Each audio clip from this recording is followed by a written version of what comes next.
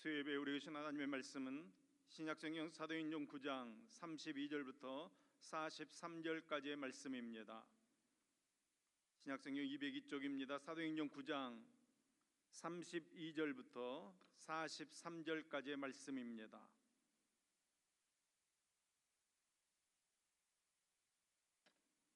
사도행전 9장 32절부터 43절까지 말씀을 저와 여러분이 한 목소리로 같이 읽겠습니다. 그때 베드로가 사방으로 두루 다니다가 룻다에 사는 성도들에게 내려갔더니 거기서 에니아라 하는 사람을 만나매 그는 중풍병으로 침상 위에 누운 지 8배라. 베드로가 이르되 에니아야, 예수 그리스도께서 너를 낫게 하시니 일어나 내 자리를 정돈하라 한데 곧 일어나니 룻다와 사론에 사는 사람들이 다 그를 보고 주께로 돌아오니라. 욥바에 다비다라 하는 여제자가 있으니 그 이름을 번역하면 도르가라. 선행과 구제하는 일이 심히 많더니 그때에 병들어 죽음에 시체를 씻어 다락에 누이니라. 룻다가 욥바에서 가까운지라 제자들이 베드로가 거기 있음을 듣고 두 사람을 보내어 지체 말고 와달라고 간청하여 베드로가 일어나 그들과 함께 가서 이르매 그들이 데리고 다락방에 올라가니 모든 과부가 베드로 곁에 서서 울며 도르가가 그들과 함께 있을 때에 지은 속옷과 겉옷을 다 내보이거늘 베드로가 사람을 다 내보내고 무릎을 꿇고 기도하고 돌이켜 시체를 향하여 이르되 다비다야 일어나라 하니 그가 눈을 떠 베드로를 보고 일어나 앉는지라. 베드로가 손을 내밀어 일으키고 성도들과 과부들을 불러들여 그가 살아난 것을 보이니 온 욥바 사람이 알고 많은 사람이 주를 믿더라. 베드로가 욥바에 여러 날 있어 시몬이라 하는 무두장이의 집에서 머무니라. 아멘. 아멘. 같이 한번 기도하겠습니다. 우리를 언제나 이끌어 가신 하나님 아버지, 하나님의 은혜를 구합니다. 저희들의 심령을 새롭게 하여 주시옵소서. 영적인 은혜와 능력을 허락하여 주시옵소서. 저희들에게 날마다 영적인 각성이 일어날 수 있도록 인도하옵소서. 날마다 성령의 열매를 맺는 삶을 살아갈 수 있도록 동행해 주시옵소서. 주님의 말씀으로 우리의 심령을 치료하여 주시옵소서. 주님께서 주신 그 영광의 멸류관을 위해 달려가게 하여 주시옵소서. 주의 이웃들에게 빛과 소금의 역할을 감당할 수 있도록 주여 우리에게 믿음을 더하여 주시옵소서. 오늘 또 우리에게 주실 말씀을 기대합니다. 주님의 말씀을 받아들이도록 우리의 마음을 준비해 주옵소서. 우리를 잠잠케 하옵시고 주님의 말씀만이 들려지도록 역사하여 주시옵소서. 들려지는 그 말씀에 우리가 아멘하게 하시고 그 말씀 따라 복받는 능력의 삶 살도록 붙들어 주시옵소서. 우리에게 말씀하여 주시는 예수님의 이름으로 기도합니다. 아멘. 사도행전의 전체적인 흐름이 어떻게 변화되고 있는가 하면 8장에서부터 이제 이방인들의 변화가 시작되어지고 있습니다. 예수 그리스도의 복음이 유대인으로부터 시작됩니다. 예수님께서 승천하신 후에 오순절 날에 성령이 강림하셨고 교회가 시작됩니다. 많은 사람들의 회심이 있습니다. 3,000명씩 5,000명씩 회개하는 역사가 일어납니다. 위기의식을 느낀 이 유대 종교 지도자들에 의해 이제 교회가 박해를 받습니다. 사도들이 잡혀 들어가 옥고를 치르고 스데반은 순교를 당합니다. 스데반의 순교를 기점으로 예루살렘 중심으로 모여있던 교회는 사마리아를 비롯한 헬라 여러 지역으로 흩어지게 됩니다. 우리가 살펴본 대로 8장에서부터 이방인들로 복음의 역사가 이동하게 됩니다. 이제 큰 흐름이 변화되게 되는 것입니다. 빌립 집사가 사마리아에서 복음을 전하고 또 광야로 가서 에디오피아 네시에를 만나 복음을 전합니다. 이방인에 대한 복음 증거가 시작되는 전환이 일어나는 것입니다. 유대인에게만 머물러 있던 복음이 이방인들에게로 확장되어집니다. 그 복음이 확장되고 확장되어져서 오늘 우리에게까지 복음이 전해진 것입니다. 우리가 사도행전 9장을 살펴보고 있지만 성령의 기적과 그 표적의 역사가 오늘 우리 가운데도 일어나기를 소망합니다. 성령의 역사하심, 그 성령의 기름 부으심, 그 놀라운 역사가 오늘 이 시간에 일어나기를 소망합니다. 여러분, 어떻게 하면 그런 역사가 일어날 수 있습니까? 오늘 본문이 그 답을 우리에게 제시해 주고 있습니다. 하나님의 말씀 가운데서 역사가 일어나는 이유가 무엇입니까? 빌립이 에디오피아 내시에게 복음을 증거하고 또 사울이 다메섹 도상에서 예수님을 만남으로 변화되어지고 직가라 하는 곳에서 성령의 충만함을 받기 시작하는 그 바울의 변화를 이끌어내기 위해서 안내자 역할을 했던 바나바의 영성까지 우리가 말씀을 통해 살펴보았습니다. 싹 다 기억나시죠? 네. 아멘. 이제 오늘 본문 이야기로 다시 돌아갑니다. 다시 베드로의 이야기로 돌아갑니다. 사울이 중생하던 이야기로 진행되던 9장의 이야기가 갑자기 베드로의 이야기로 바뀝니다. 그러니까 9장 처음에는 바울에 대한 이야기가 나왔다가 다시 본문으로 시작해서 12장까지는 베드로를 중심으로 한 이야기가 다루어지고 있습니다. 그리고 나서 13장부터는 다시 바울을 중심으로 하여 이루어지는 일들을 기록하고 있습니다. 예루살렘에 있는 교회가 큰 박해를 받아 믿는 성도들이 예루살렘을 떠나 흩어지면서 온 유대와 갈릴리와 사마리아 마을에 있는 작은 마을들에 교회가 세워지고 이제 성도들이 거기에 정착하게 됩니다. 그리고 그들을 통해 날마다 예수를 구주로 믿는 성도들의 수가 더해져 가는 것입니다. 이런 상황에서 베드로는 각 지역에 있던 초신자들을 방문해서 그들을 가르치고 격려하기 위해 유대와 사마리아 전역을 두루다니며 요즘 말로 하면 교회 신방을 했던 것 같습니다. 오늘 본문은 베드로가 팔레스틴 서부 지역의 교회를 순회 신방하는 사역을 소개하고 있습니다. 특별히 오늘 본문은 교회와 성도들이 마땅히 감당해야 할 사명의 본질이 무엇인지, 또 그리고 그 사명을 온전히 감당했을 때 어떤 일들이 일어나는지 그것을 우리에게 보여주고 있습니다. 그렇다면 여러분, 우리가 감당해야 될 일이 무엇입니까? 여러분, 우리가 감당해야 될 첫 번째는 가는 것입니다. 가서 복음을 전하는 것입니다. 32절 말씀입니다. 그때 베드로가 사방으로 두루 다니다가 룻다에 사는 성도들에게도 내려갔더니, 아멘.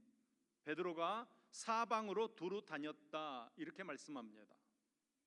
여기 이 사방으로라는 헬라어 단어는 모든 지역을 관통하여 이렇게 해석할 수 있습니다. 이것은 당시 성령의 충만함을 받은 베드로가 복음에 대한 뜨거운 열정을 가지고 이 팔레스틴 서부 지역을 두루 다니며 복음을 전파했다는 것을 보여주는 말씀입니다. 베드로는 예루살렘에 가만히 앉아서 찾아오는 사람에게만 복음을 전한 것이 아닙니다. 그는 사방으로 두루 다니며 복음을 전했습니다. 여러분, 복음이란 가만히 앉아서 찾아오는 사람들에게 전하는 것이 아닙니다. 마태복음 28장 19절 말씀을 보면 부활하신 예수님께서 제자들에게 복음 전파의 지상 대명령을 주시면서 이렇게 말씀하십니다. 그러므로 너희는 가서 모든 민족을 제자로 삼아. 너희는 가라는 것입니다. 복음을 듣지 못한 사람들을 찾아가서 전해야 한다는 것입니다. 그래서 예수님께서는 제자들에게 복음을 전할 것을 명령하시면서 너희는 가서 또 온 천하에 다니며 땅끝까지 이르러 복음을 전파해라 말씀하시는 것입니다. 이 가라라는 단어는 어떻게 좋은 기독교인이 되는가에 대한 저의 단순한 이해입니다. 가라.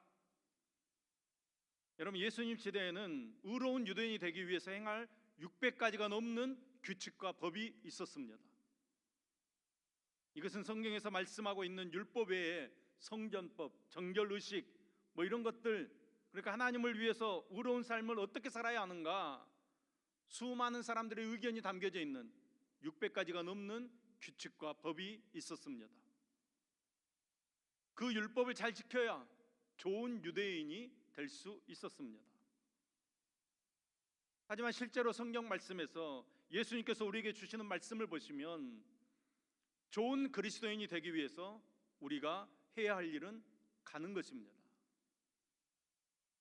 위기의 시대에 말씀은 우리에게 아주 명료하고 간결한 요구를 하고 있습니다.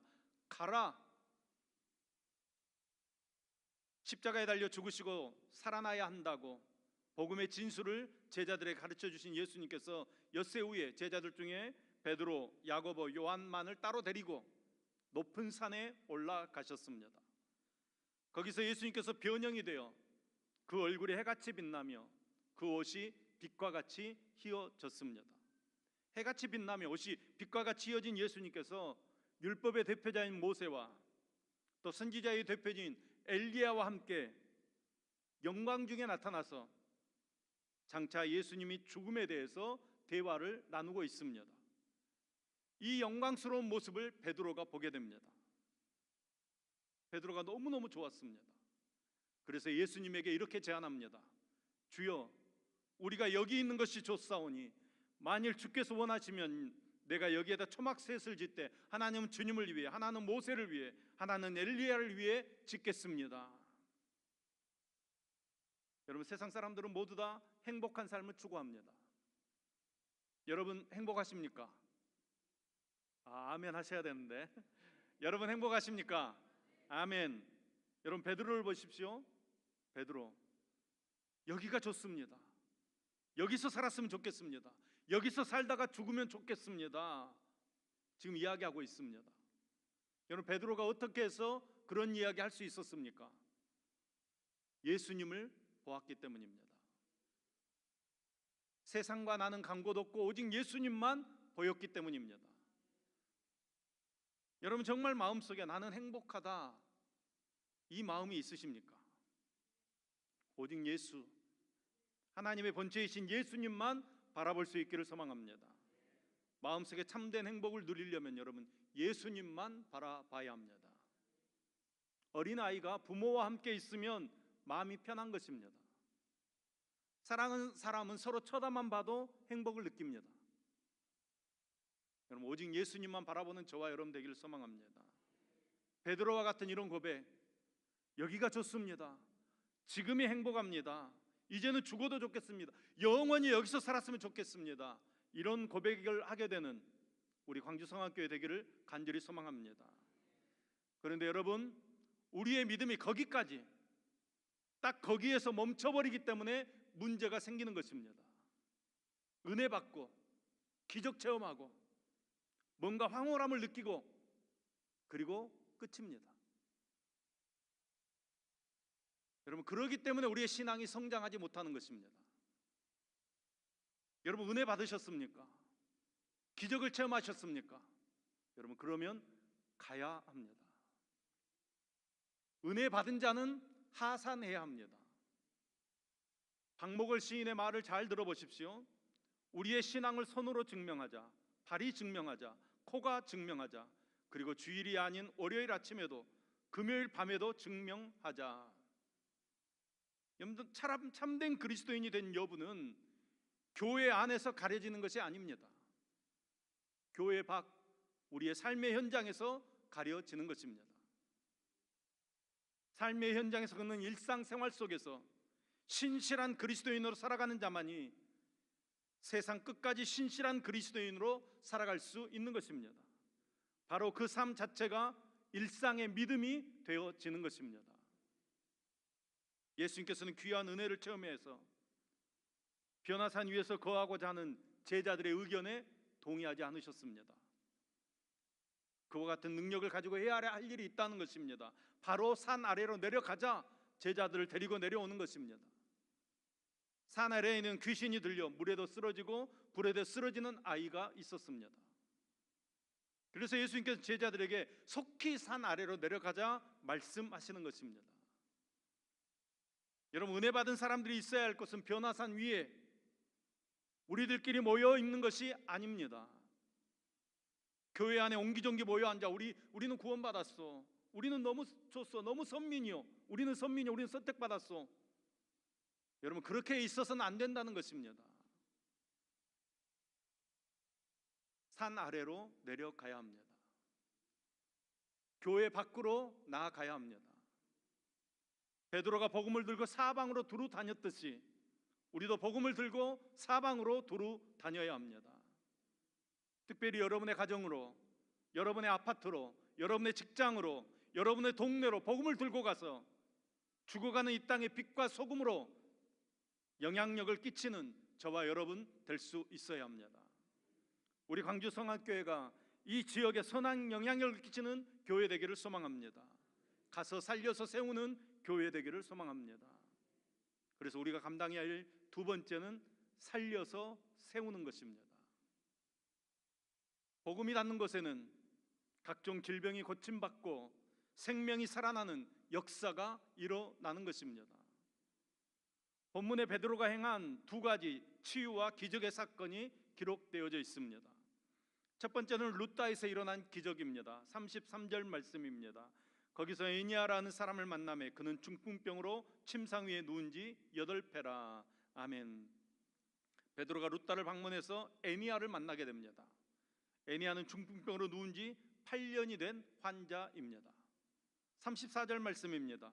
베드로가 이르되 에니아야, 예수 그리스도께서 너를 낫게 하시니 일어나 내 자리를 정돈하라 한데 곧 일어나니. 아멘. 베드로가 에니아에게 치유를 명령하고 있습니다.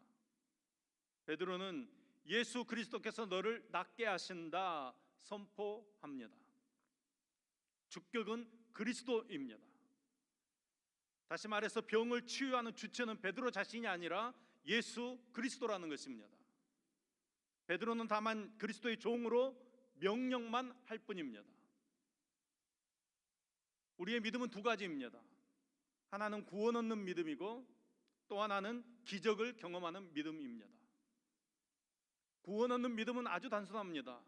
누구든지 예수 그리스도를 주로 믿기만 하면 구원 받습니다. 그런데 성경을 보면 내 믿음이 크도다 이런 말이 자주 나옵니다. 여러분, 큰 믿음이 있다는 것은 작은 믿음도 있다는 것입니다. 성경에 나오는 큰 믿음과 작은 믿음은 구원과 관련된 믿음이 아니라 기적과 관련된 믿음입니다. 하나님의 기적은 큰 믿음을 가진 사람을 통해서 일어나는 것입니다.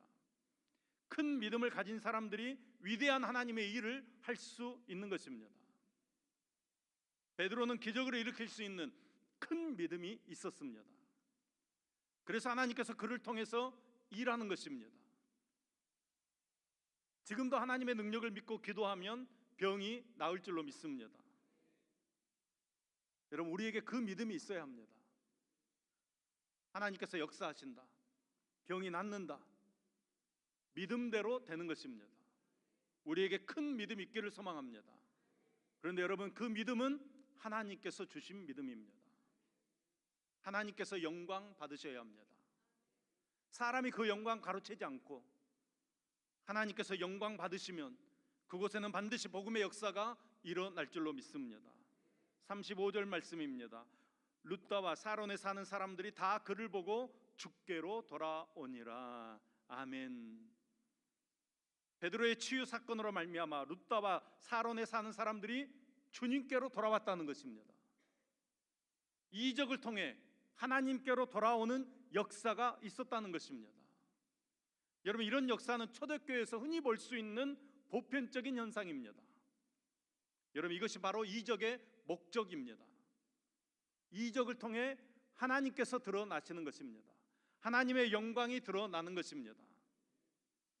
이 땅의 참 주인은 누구신지, 내 생명의 주인은 누구신지, 이 이적을 베푸신 분이 누구이신지 이적을 통해 드러나는 것입니다. 참 주인 되시는 하나님 앞에 모든 사람이 엎드리게 되는 것입니다. 우리 교회 안에 이런 역사가 일어나기를 소망합니다. 이적이 일어나 우리가 황홀함을 누리고 환호하고 기뻐하는 것을 넘어서서 그 이적을 통해서 많은 영혼들이 주께로 돌아오는 하나님의 복된 역사가 있기를 간절히 소망합니다. 또 36절 말씀입니다. 욥바의 다비다라고 하는 여제자가 있으니 그 이름을 번역하면 도루가라. 선행과 구제하는 일이 심히 많더니. 아멘. 이제 장면이 바뀌었습니다. 베드로의 두 번째 방문지는 지중해 연안의 항구 도시 욥바입니다. 이곳에 다비다라는 여제자가 있었습니다. 다비다의 신분에 대해서는 우리가 알 수 없지만 그녀는 재산이 많은 여인이었습니다.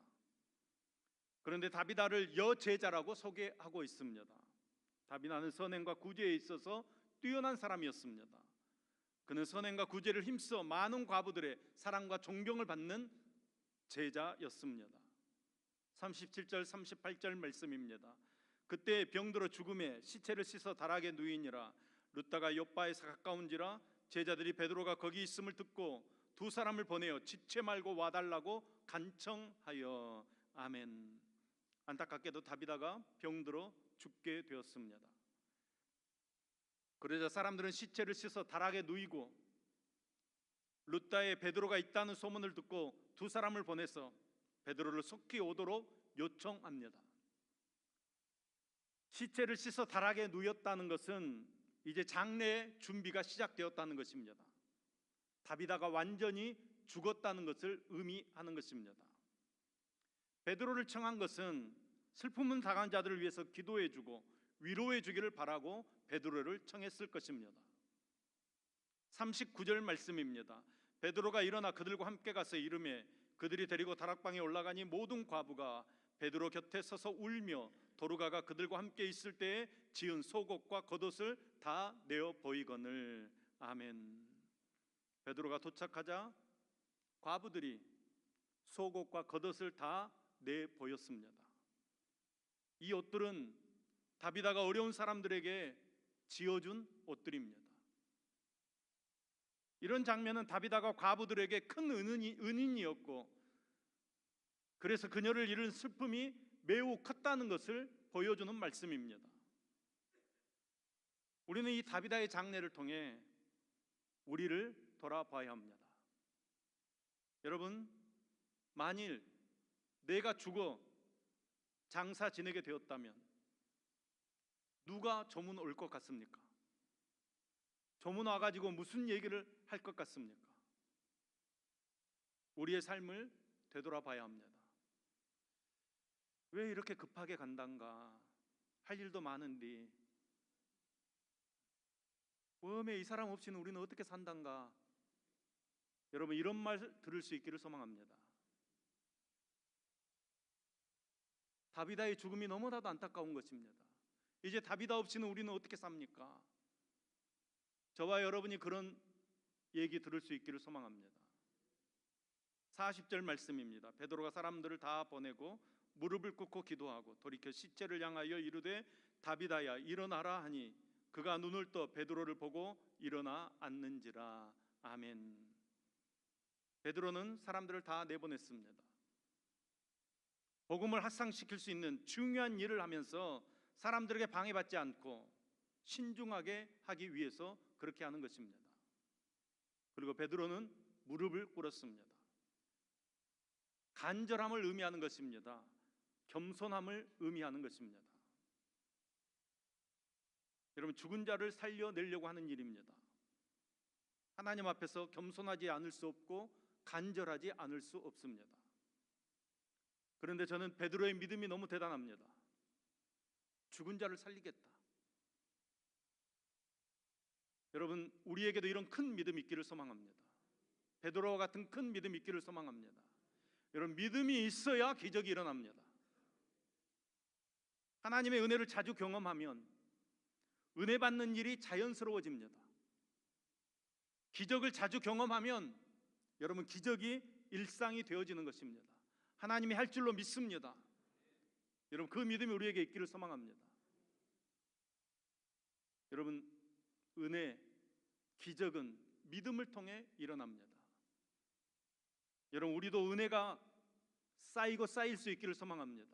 체험되고 체험되어져서 우리의 믿음이 더 커질 수 있기를 소망합니다.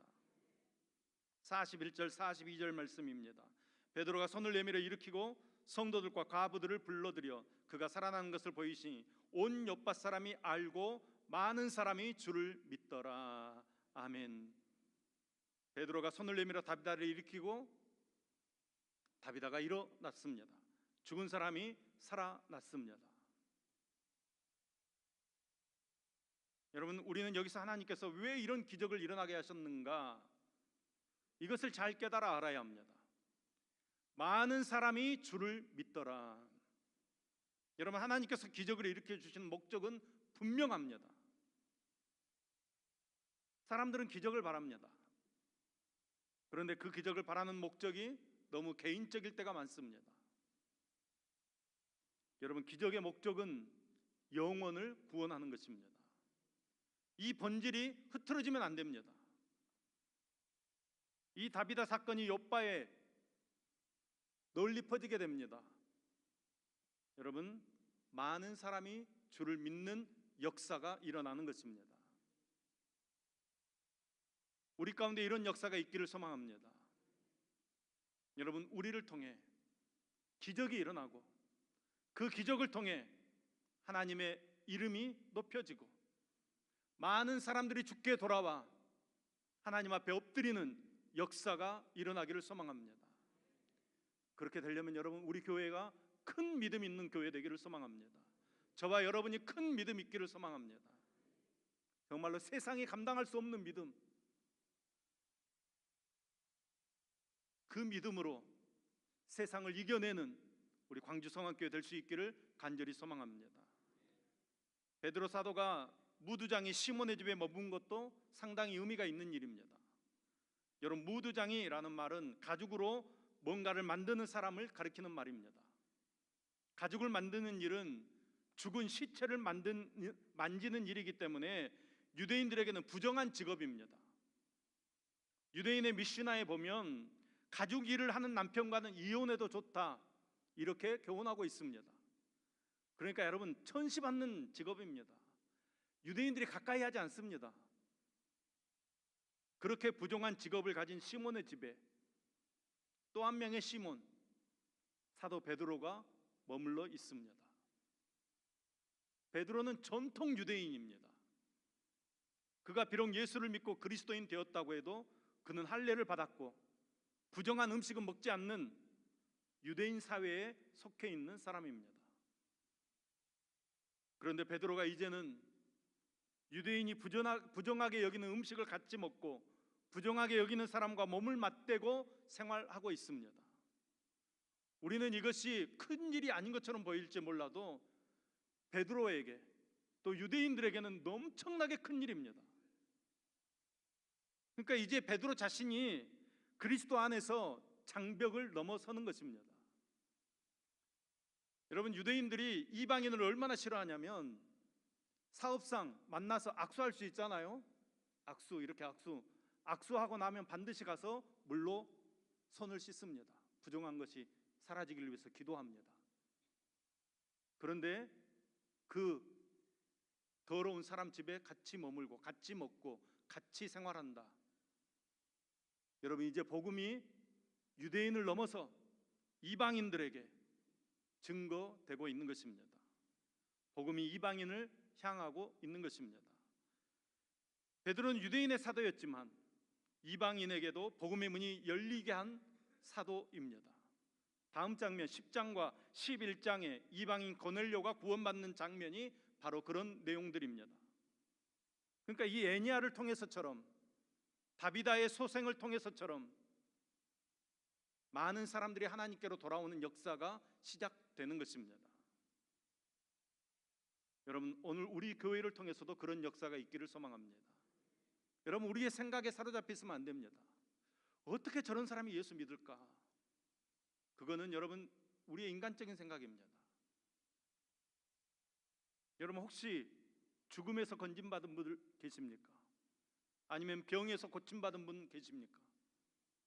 그런 기적이 없다고 해도 여러분, 우리는 다 죽었던 사람들입니다. 하나님께서 우리를 다 다시 살려주신 줄로 믿습니다. 은혜를 받았다는 것입니다. 여러분, 왜 우리에게 하나님께서 은혜를 베풀어 주셨습니까? 주님의 목표는 분명합니다. 영혼을 구원하는 것입니다. 내게 나타난 그 은혜를 통해서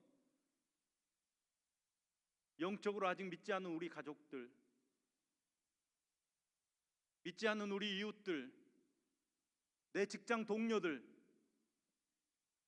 그들을 주님 품으로 부르시기 위함입니다. 저와 여러분이 그 사명 감당해야 합니다. 우리가 사명을 감당할 때 주님께서 함께 해주시어서 우리 주변에 있는 모든 이방인들이 우리 때문에 구원받는 역사가 있을 줄로 믿습니다. 욥바와 같은 불신앙적이며 이교도적인 내 주변의 모든 사람들이 주님을 알게 되는 구원의 역사가 있기를 간절히 소망합니다. 정말로 죽어가는 이 땅에 우리 광주 성안교회 때문에 다시 살아나는 역사가 일어나기를 소망합니다. 많은 사람들이 주께로 돌아오는 역사가 있기를 소망합니다. 여러분, 그 일은 우리의 믿음을 통해서 일어날 줄로 믿습니다. 우리가 믿어야 합니다. 우리에게 큰 믿음이 있어야 합니다. 예수 이름으로 역사가 일어난다는 믿음이 저와 여러분에게 있기를 소망합니다.